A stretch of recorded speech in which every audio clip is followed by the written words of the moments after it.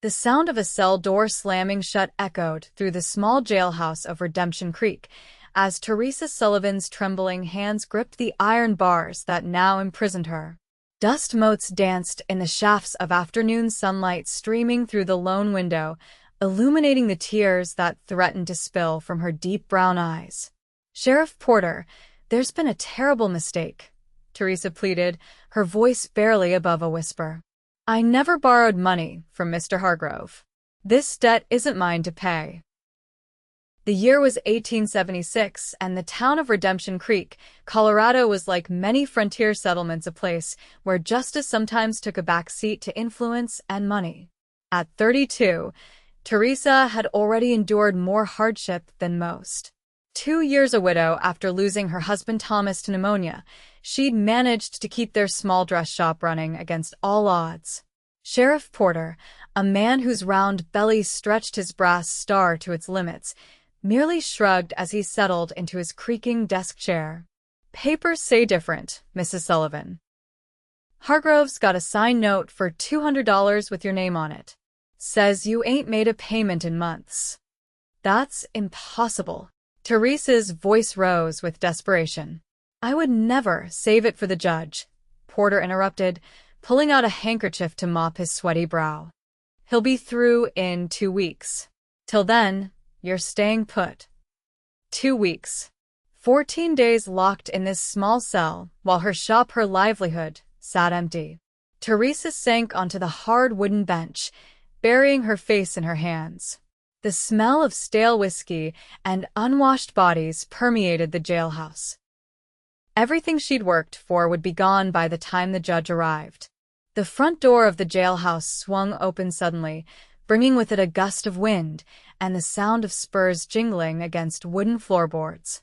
Theresa lifted her head, squinting against the harsh rectangle of sunlight that framed the tall figure who now stood in the doorway. "Afternoon, Sheriff," came a deep voice, the words unhurried and carrying a subtle drawl. Sheriff Porter scrambled to his feet. "Mr. Reed, what brings you to my establishment today?"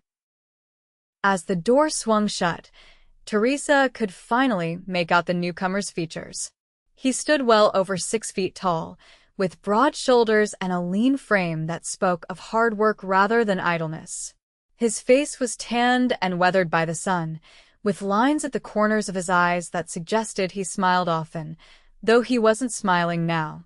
Dark hair fell just past his collar, and his blue eyes were fixed on the sheriff with an intensity that made the lawman shift uncomfortably. "Samuel Reed," Porter explained to Theresa, as though making introductions at a social gathering rather than in a jailhouse. "Owns the Triple R Ranch north of town." Samuel Reed nodded politely in Theresa's direction before returning his attention to the sheriff. "I heard you brought in the widow Sullivan for a debt. That true?" "Just doing my job," Porter replied defensively. "Hargrove has the papers.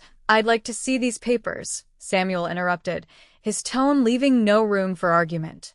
Porter hesitated only briefly before retrieving a folded document from his desk drawer. Samuel took it, his eyes scanning the page. Something flashed across his features, anger, perhaps, or suspicion before he folded the paper and tucked it into his vest pocket. "How much is the debt?" he asked. $200 plus 50 for interest and fees," Porter replied. Without hesitation, Samuel reached into his coat and pulled out a leather wallet. He counted out bills and placed them on the sheriff's desk. "That covers it. Now let her out." Porter's eyes widened at the stack of bills. "Now hold on, Reed. It ain't that simple." "Hargrove has been paid in full," Samuel cut him off. "Unless you're planning to hold my wife without cause." Theresa's head snapped up, her eyes wide with shock. Wife. She'd never spoken more than a few words to Samuel Reed on the rare occasions he'd come into town. Porter looked equally confused. "Your wife?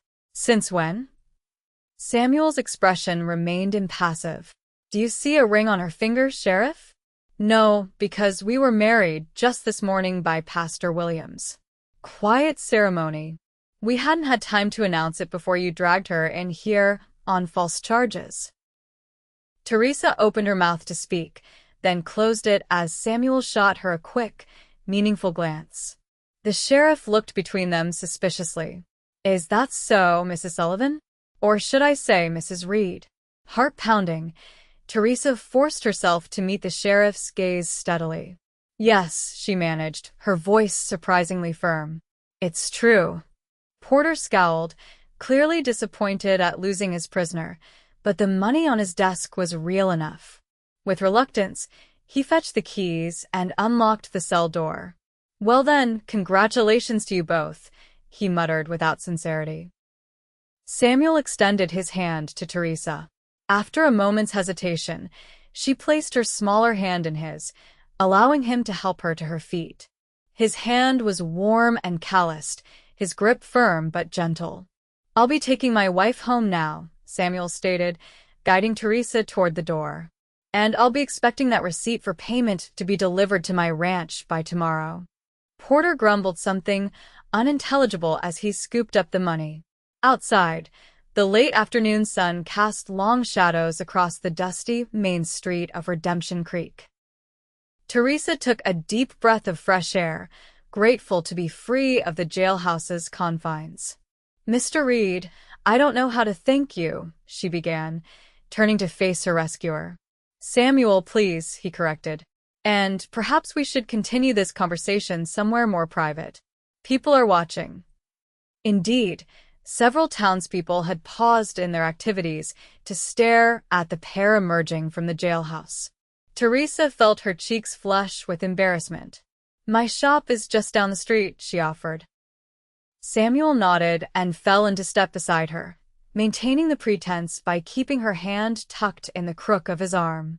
The touch was foreign but not unwelcome after the coldness of the cell. As they walked, Theresa studied him from the corner of her eye.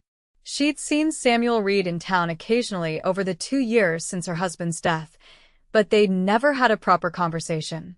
He was known as a fair employer and a successful rancher who kept to himself. The R Ranch was one of the largest in the territory, running cattle on several thousand acres north of town. "People are still watching," Samuel murmured as they approached her shop. "Perhaps you should smile, Mrs. Reed." Despite everything, Theresa found herself giving a small, genuine smile at his use of the false name.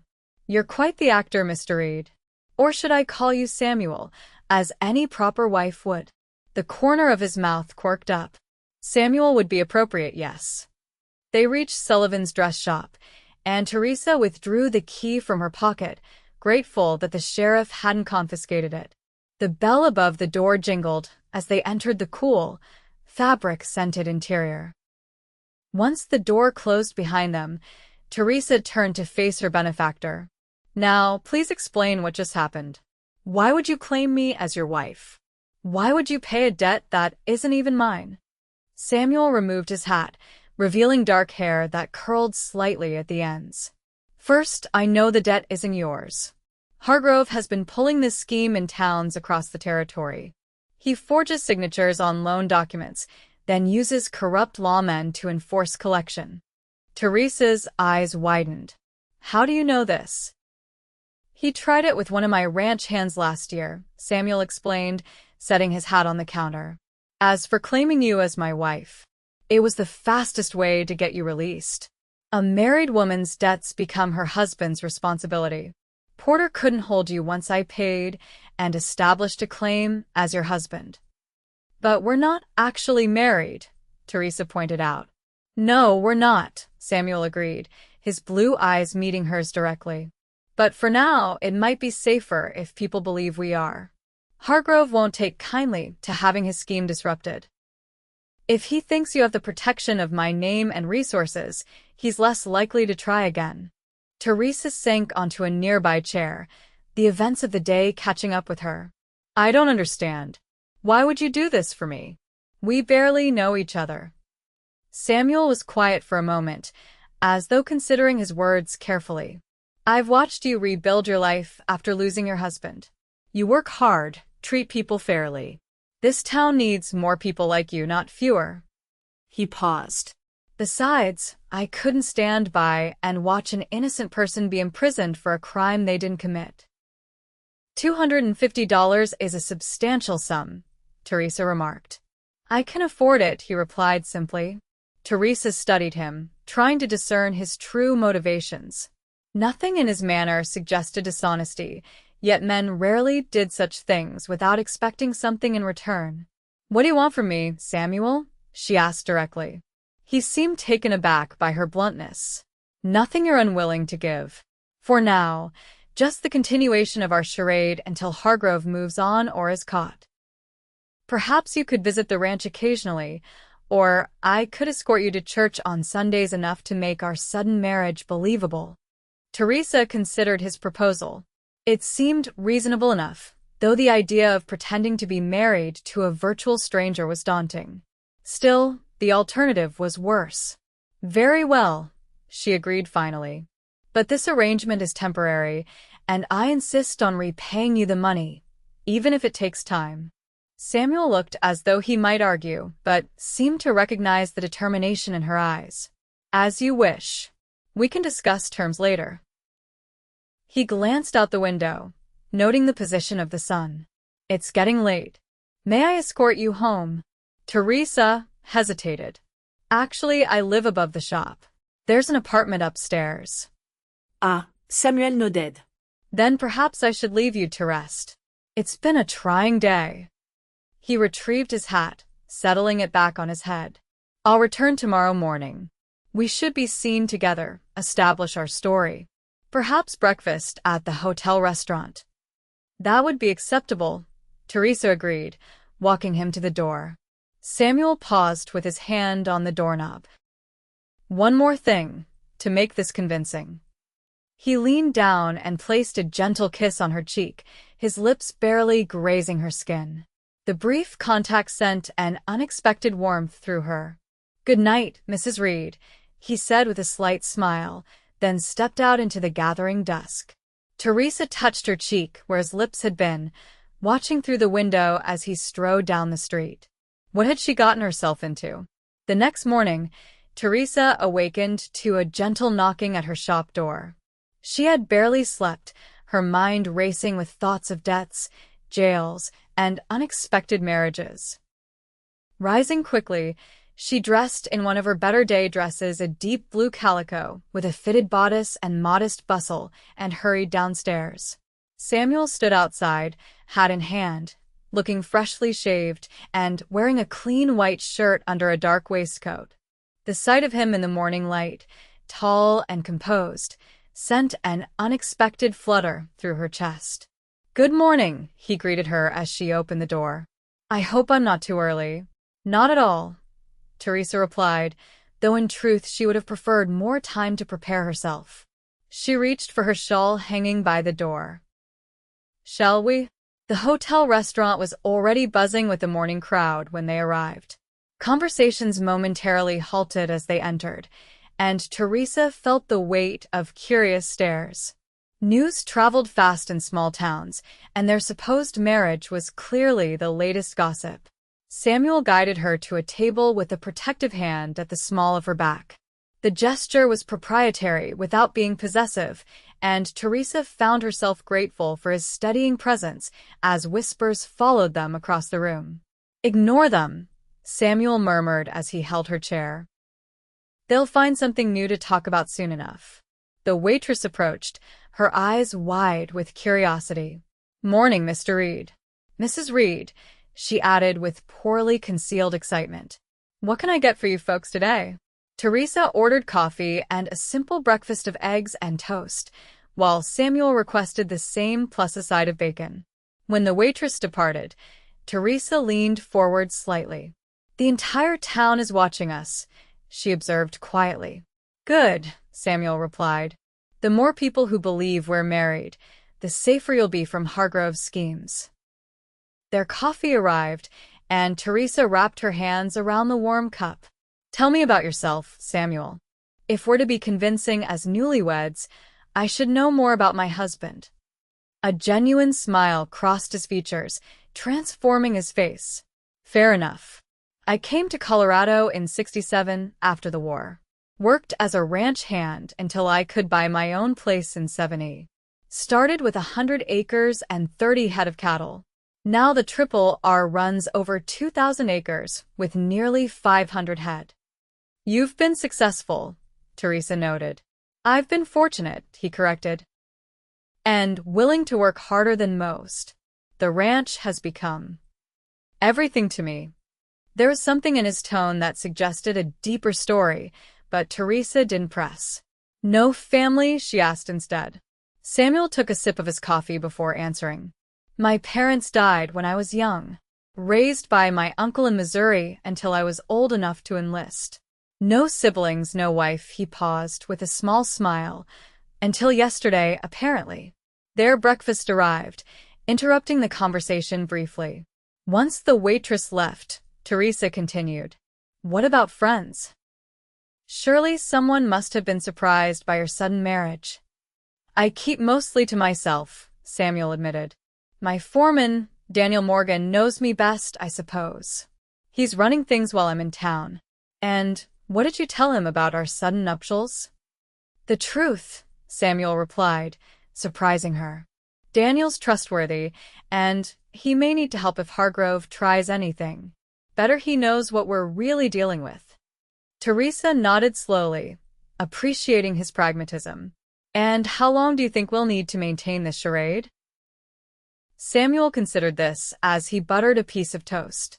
Hard to say. Hargrove typically moves on when his schemes are exposed, but he might be more persistent if he thinks he's been outmaneuvered. A month, perhaps? A month of pretending to be Mrs. Reed. Theresa wasn't sure if the prospect was daunting or something else she couldn't quite name. And what happens after that month? She asked. We could stage a separation, Samuel suggested. You could claim I was not the man you thought, that our hasty marriage was a mistake. People would sympathize with you. And your reputation? He shrugged. I'm used to keeping to myself. It wouldn't matter much what people think. Their conversation was interrupted by the appearance of Mayor Hollister and his wife at their table. The mayor was a corpulent man with mutton chop sideburns and an air of self-importance. Reed. Mrs. Sullivan, or I should say Mrs. Reed now, he boomed. What a surprise to hear of your marriage. Quite sudden, wasn't it? Samuel rose politely, shaking the mayor's outstretched hand. When you find the right woman, Mayor, why wait? Mrs. Hollister, a thin woman with shrewd eyes, studied Theresa carefully. Indeed. Although one might expect some announcement or celebration for such a fortuitous union, the implication was clear that their marriage was suspiciously timed given Theresa's arrest. Samuel's expression remained pleasant, but Theresa noticed a hardening around his eyes. We're private people, he replied smoothly. But perhaps we might host a small gathering at the ranch soon, to properly celebrate. You and the mayor would be welcome, of course. Mrs. Hollister seemed mollified by the suggestion. How lovely. Well, we won't interrupt your breakfast further. Congratulations to you both. As they departed, Theresa gave Samuel a questioning look. A celebration? Is that wise? It would help solidify our story, he pointed out, and give you a chance to see the ranch, which would be expected of my wife. The thought of visiting Samuel's ranch's home made the situation suddenly more real. I suppose that makes sense, she conceded. They finished their breakfast amid continued curious glances and occasional well wishes from other diners. By the time they left the restaurant, Theresa felt drained from maintaining the pretense. I should open the shop, she said as they stepped onto the boardwalk. I've already lost yesterday's business. Samuel nodded. I have some supplies to purchase before heading back to the ranch. I'll walk you to your shop first. As they made their way down the street, Samuel's hand came to rest lightly at her elbow, a husband's casual touch. Theresa was surprised at how natural it felt. Outside her shop, Samuel hesitated. Would it be inappropriate to visit you this evening? Newly married couples would be expected to spend time together. The thought of seeing him again sent an unexpected flutter through her chest. That would be fine. I close at 6. I'll return then. He tipped his hat, then leaned down to place another chaste kiss on her cheek, this time lingering just a moment longer than necessary. Have a good day, Mrs. Reed. As he walked away, Theresa touched her cheek, feeling a warmth that had nothing to do with the morning sun. The days that followed settled into an unexpected rhythm. Samuel would arrive in town every evening, sometimes bringing small gifts, flowers, candies, once a beautiful blue ribbon that matched her eyes. They would walk together through town, take dinner at the hotel, or simply sit in her small apartment above the shop and talk. Theresa learned that Samuel had fought for the Union during the war, serving as a cavalry scout. He spoke little of those years, but she sensed they had shaped him profoundly. He was well read despite his frontier upbringing, with a particular fondness for Shakespeare and historical accounts. His dry humor emerged gradually as they grew more comfortable with each other, as did a surprising gentleness that contrasted with his imposing physical presence. In turn, she told him about growing up in Boston, the daughter of a schoolteacher who had instilled in her a love of learning. She spoke of meeting Thomas Sullivan at a church social, their courtship, and their decision to seek opportunity in the West. She found herself able to speak of Thomas without the sharp pain that had accompanied his memory for so long, just a gentle nostalgia for what had been and gratitude for the years they'd shared. What surprised Theresa most was how quickly she became accustomed to Samuel's presence in her life. His visits became the highlight of her days, and she found herself watching the clock as closing time approached, anticipating the sound of his boots on the boardwalk outside her shop. 2 weeks into their charade, as they sat in her small sitting room sharing tea and conversation, Samuel brought up the promised celebration at his ranch. "I've been thinking," he said, setting down his cup. "We should hold that gathering this Saturday. It would give substance to our story and—" He hesitated. "I'd like you to see the ranch. To know where I live." Theresa felt a flutter of nervousness at the suggestion. Going to Samuel's ranch would deepen their pretense in ways that felt significant. "Who would you invite?" she asked. "Not many. The mayor and his wife, since I already extended the invitation. Pastor Williams and his wife. Perhaps Dr. Barnes and Mrs. Barnes. A few of the more prominent merchants." He paused. "Unless there's anyone you'd particularly like to include?" Theresa considered. "Clara Montgomery has been a good friend to me since I came to town. And perhaps the Wilsons, they own the Mercantile." Samuel nodded. "I'll send out invitations tomorrow. Nothing elaborate, just an afternoon gathering with some refreshments. I can arrange for a wagon to bring you to the ranch Saturday morning. You could help with preparations if you'd like, and then stay over." He stopped, seemingly realizing the implication of his words. "That is, the guest room would be prepared for you, of course. People would expect my wife to stay at the ranch." Theresa felt a blush rising to her cheeks. Of course, a real wife would share her husband's bed, not a guest room. The thought sent an unexpected warmth through her body. "Yes, that would make sense," she agreed, her voice not quite steady. Samuel cleared his throat, a rare sign of discomfort from him. "I should go. It's getting late." He rose, reaching for his hat. "I'll arrange everything for Saturday." At the door, he paused. Over the past 2 weeks, their goodbye routine had evolved to include a brief kiss, sometimes on the cheek, sometimes daringly at the corner of her mouth. Tonight, however, Samuel seemed hesitant. "Theresa," he said softly, using her given name as he now did when they were alone. "I want you to know that He trailed off, then shook his head slightly. "I'll see you tomorrow," he finished, placing a gentle kiss on her forehead before departing. Theresa watched him go, touching the spot where his lips had been, wondering what he had been about to say and why her heart was suddenly beating so rapidly. Saturday dawned clear and mild, perfect weather for their gathering. True to his word, Samuel sent a wagon for Theresa, driven by his foreman, Daniel Morgan. Daniel was a weathered man in his 40s with kind eyes and a no-nonsense manner. He helped Theresa load her carpet bag and a box of freshly baked pies she'd prepared for the occasion. "Samuel's been in a state all morning," Daniel remarked as they set off. "Never seen him so particular about everything being just right. Is that unusual?"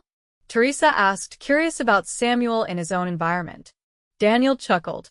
"Let's just say the boss isn't normally concerned with things like tablecloths and flower arrangements.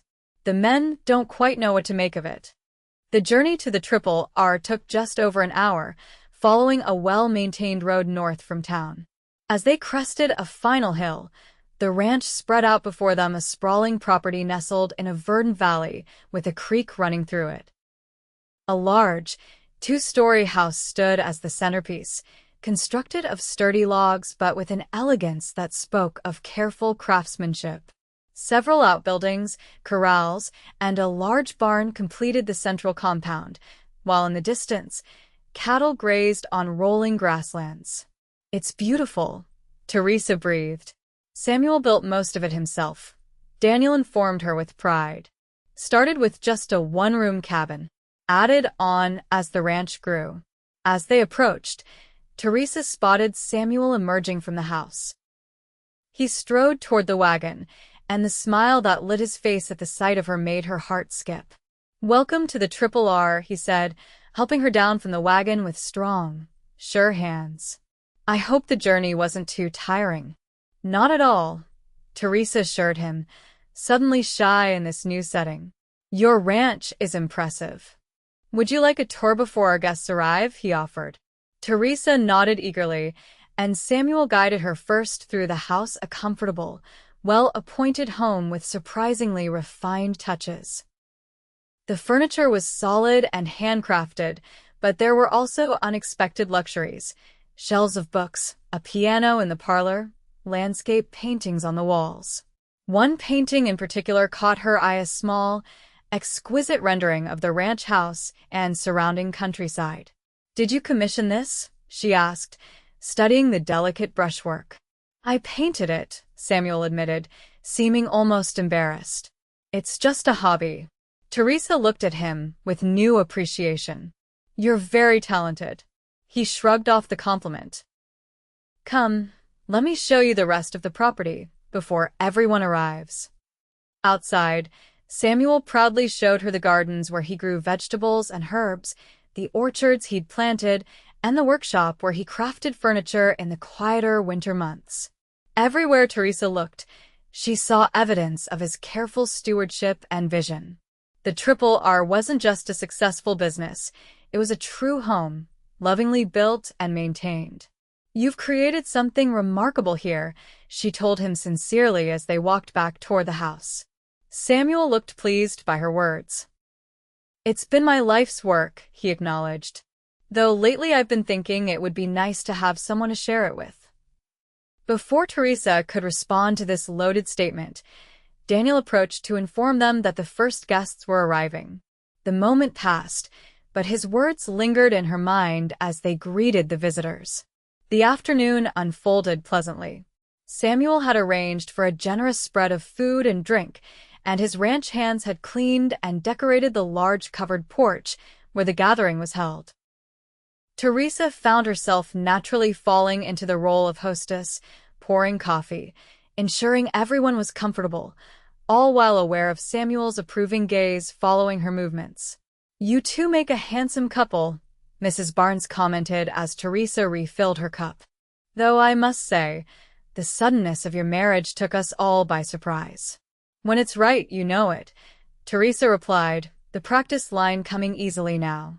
"Samuel and I had known each other for some time, of course." "Well, it's lovely to see the Triple R with a woman's touch finally," Mrs. Barnes continued. "This place has needed a mistress for far too long." Across the porch, Samuel was engaged in conversation with Mayor Hollister and several other men, but his eyes met Theresa's briefly over the mayor's shoulder. There was something in his gaze, a warmth, a question that made her cheeks flush. The party continued until late afternoon, with guests gradually departing as the sun began its descent. By early evening, only Clara Montgomery remained, helping Theresa tidy up while Samuel saw the last of the male guests off. "He loves you, you know," Clara said suddenly as they folded tablecloths. Theresa nearly dropped the linen she was holding. "What makes you say that?" Clara gave her a knowing look. "I've known Samuel Reed for 5 years, and I've never seen him look at anyone the way he looks at you. Like you're water in the desert." Theresa didn't know how to respond. Their marriage was a pretense, a practical arrangement, wasn't it? Yet she couldn't deny the way her heart leaped whenever Samuel entered a room, or how his touch, even the most casual, sent warmth through her entire body. "It's still very new," she hedged. Clara patted her hand. "New or not, it's real. Anyone with eyes can see that." After Clara departed, driven back to town by one of the ranch hands, Theresa found herself alone in the house. Samuel had gone to check on something in the barn, promising to return shortly. She wandered through the rooms, seeing them differently now, not just as Samuel's home, but as a place she could belong. The sound of the front door opening announced his return. "Theresa," he called. "In here," she replied from the parlor, where she had been examining his bookshelf. Samuel appeared in the doorway, his tall frame filling the space. He had removed his formal jacket and rolled up his shirt sleeves, revealing strong forearms tanned by the sun. Something about the casual intimacy of his appearance made Theresa's breath catch. "Did you enjoy the day?" he asked, moving into the room. "Very much," she answered honestly. "Your friends are good people." "Our friends," he corrected gently. "You charmed them all, especially old Dr. Barnes. I think he might be a bit in love with you now." Theresa laughed. "Hardly." Though his wife did seem pleased to see the triple R with a woman's touch, as she put it. Samuel's expression grew more serious. "And how do you feel about that? Being the mistress of this house, even if only for pretend?" Theresa turned to face him fully. "It doesn't feel like pretend anymore, does it?" she asked softly. The air between them seemed to still, charged with unspoken feelings. Samuel took a step closer. "No," he agreed, his voice low.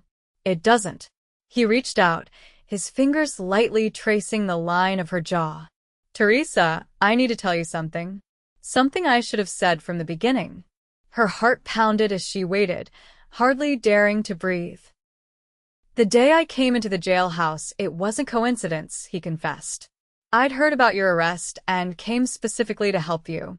I'd been watching you for months, admiring your courage, your grace in facing hardship. I'd wanted to approach you properly, but never found the right moment. Then when I saw you in that cell..." "You invented our marriage as an excuse to help me," Theresa finished for him. Samuel nodded. "It seemed the fastest solution. But these past weeks, pretending to be your husband, it's been the happiest time of my life. And I don't want to pretend anymore." He took her hands in his blue eyes intense with emotion.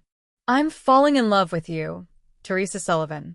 I think perhaps I began falling the first time I saw you, standing in your shop window, arranging fabric with such care and attention. I know this is sudden, and you may not feel the same," but Theresa silenced him by rising on her tiptoes and pressing her lips to his. The kiss was gentle at first, tentative, but when Samuel's arms came around her, pulling her closer, it deepened into something hungry and needful. His hands splayed across her back, holding her as though she were precious, while her fingers threaded into his hair, reveling in its softness. When they finally broke apart, both breathing heavily, Samuel rested his forehead against hers. "Is that a yes?" he asked, a smile in his voice. "Yes to what?" Theresa teased, her heart lighter than it had been in years. "You haven't actually asked me anything." Samuel laughed, then grew serious again. He took a small step back and, to her surprise, dropped to one knee before her. "Theresa Sullivan, would you do me the honor of becoming my wife? For real this time, not just for show?" Tears of happiness sprang to Theresa's eyes. "Yes," she whispered. "Yes, I will." Samuel rose and gathered her in his arms again, kissing her with a passion that left no doubt about his feelings. This time, when they parted, he kept his arms around her. "There's something else you should know," he said. "I've been investigating Hargrove. I've written to authorities in Denver and to sheriffs in other towns where he's pulled similar schemes. There's a marshal coming next week to arrest him." Theresa looked up at him in surprise. "You did that for me?" "For you, and for others he might harm," Samuel confirmed. "No one should profit from dishonesty and intimidation." Theresa rested her head against his chest, feeling the steady beat of his heart. "So our pretend marriage can end when he's arrested?" Samuel tightened his arms around her. "Only to be replaced by a real one if you're willing. We could have Pastor Williams perform a proper ceremony, with all our friends present." "I'd like that," Theresa murmured. Then a thought occurred to her. "But what about my shop? I can't abandon it. It was Thomas's legacy, and it's my livelihood." Samuel considered this. "You could keep it, hire someone to help run it. Or perhaps sell it and open a new shop closer to the ranch. There's a small settlement growing just 3 miles east of here. They could use a dressmaker." He paused. "Or you could do something else entirely. Paint, perhaps? I've seen your sketches for dress designs. You have a real talent." The fact that he had noticed her drawings, that he was thinking of ways for her to keep her independence even as they joined their lives, only confirmed what her heart already knew. Samuel Reed was an extraordinary man. "We'll figure it out together," she said, reaching up to touch his face. "That's what real partners do, isn't it?" His smile was answer enough as he bent to kiss her once more. 3 months later, on a perfect autumn day, Theresa Sullivan became Theresa Reed in truth. The ceremony was held on the Triple R's wide front porch, decorated with wildflowers and ribbons for the occasion. Pastor Williams officiated, beaming as he pronounced them husband and wife before their gathered friends and neighbors. Hargrove had been arrested as Samuel predicted, facing charges in multiple territories for his fraudulent schemes. Sheriff Porter, implicated in the fraud, had been replaced by a more honest lawman. Life in Redemption Creek continued, but with a new respect for both the former widow Sullivan and the once solitary rancher who had claimed her as his wife. After the ceremony and celebration, as twilight painted the Colorado sky in shades of pink and gold, Samuel led his bride to a surprise. He'd prepared a small studio built off the main house, with windows positioned to capture the best light and views of the mountains. "For your designs," he explained as Theresa explored the space, running her fingers over the drawing table he'd crafted himself. "Or paintings, or whatever you want to create." Theresa turned to him, eyes shining with tears of joy. "You thought of everything." "I tried," Samuel admitted, gathering her in his arms. "I want you to be happy here, to have a place that's truly yours within our home." "I am happy," Theresa assured him, rising on her toes to kiss him. "Happier than I ever thought possible after losing Thomas. You've given me a second chance at love, at life."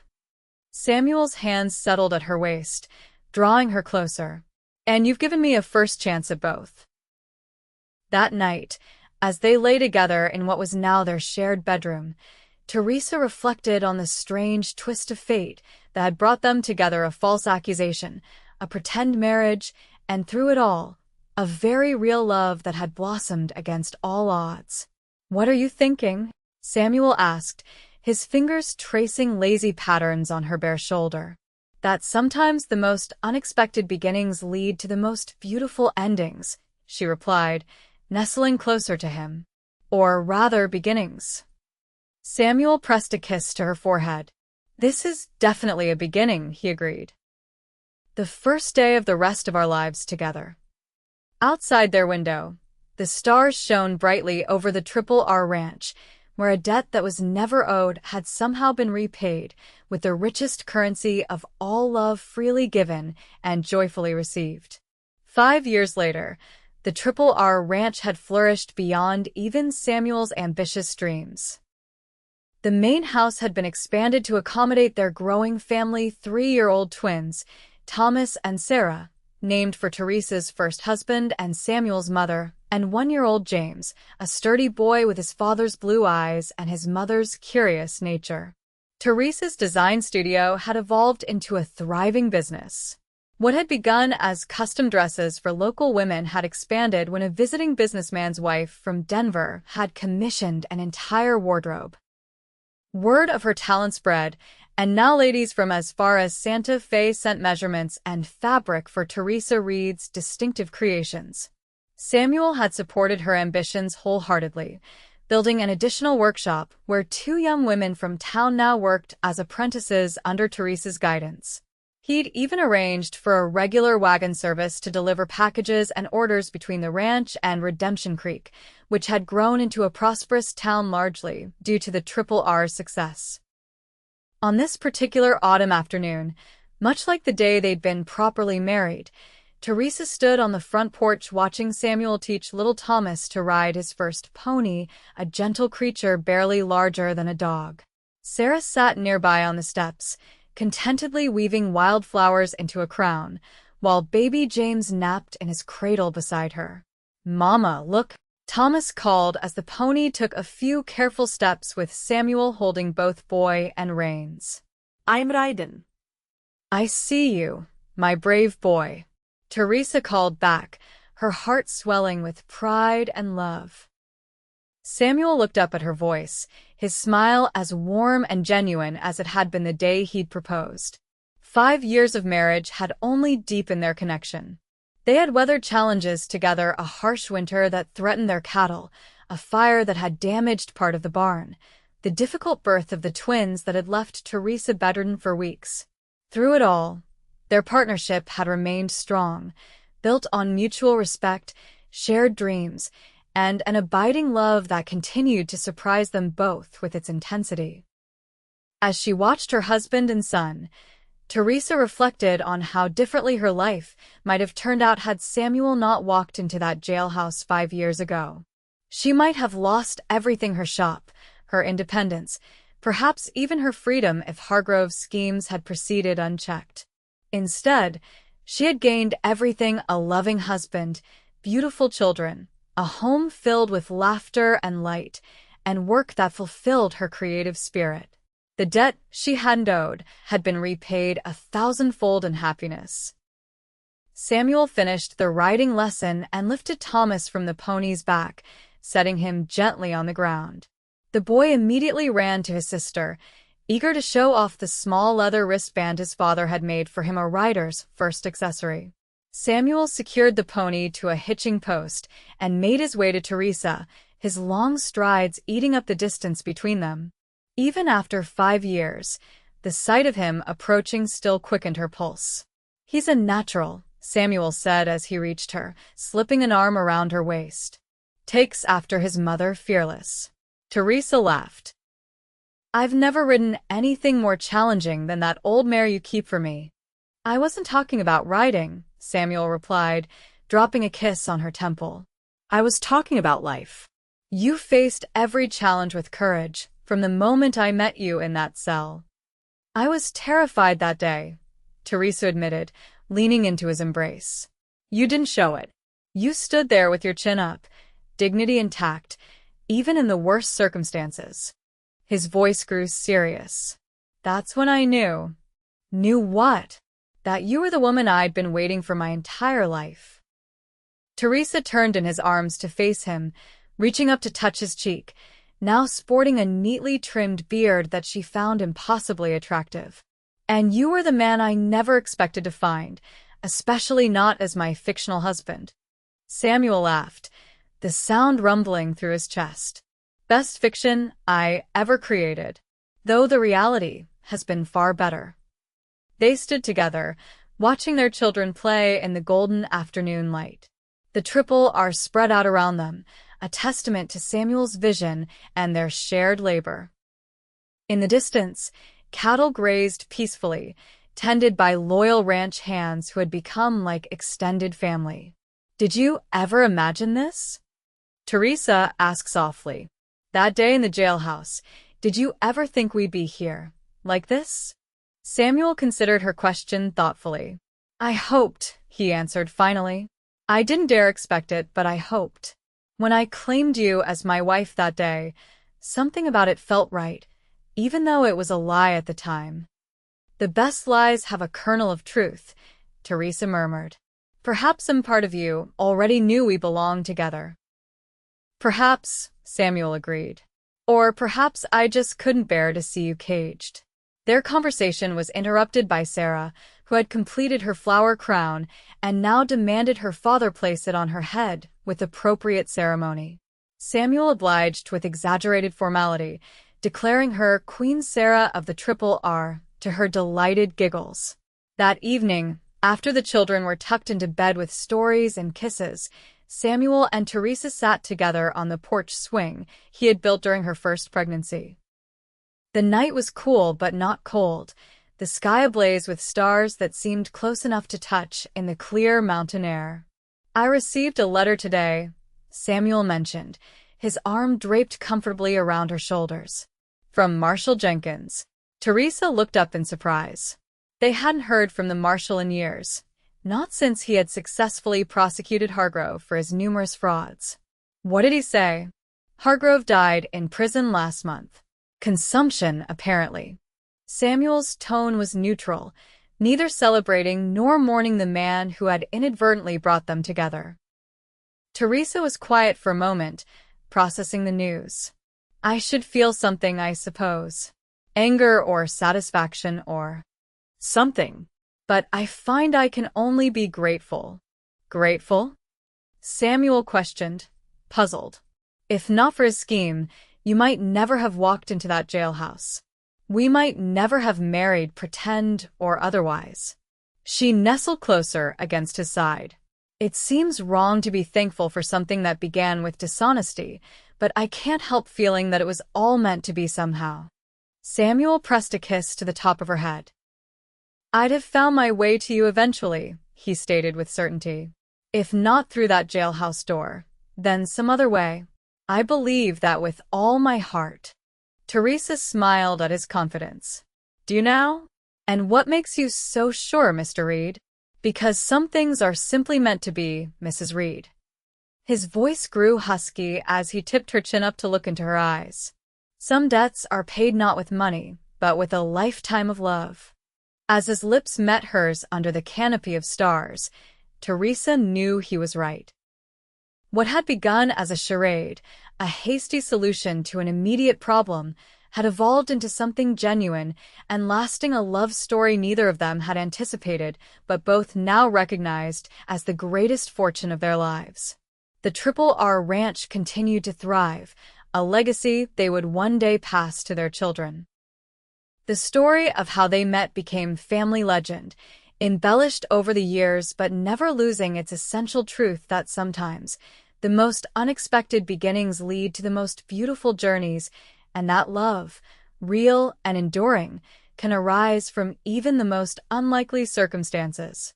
And in Redemption Creek, old-timers would still occasionally reminisce about the day Samuel Reed walked into the jailhouse, paid a debt that wasn't his, and claimed a wife who would change his life forever, the day a pretend marriage became the foundation for a very real and lasting love.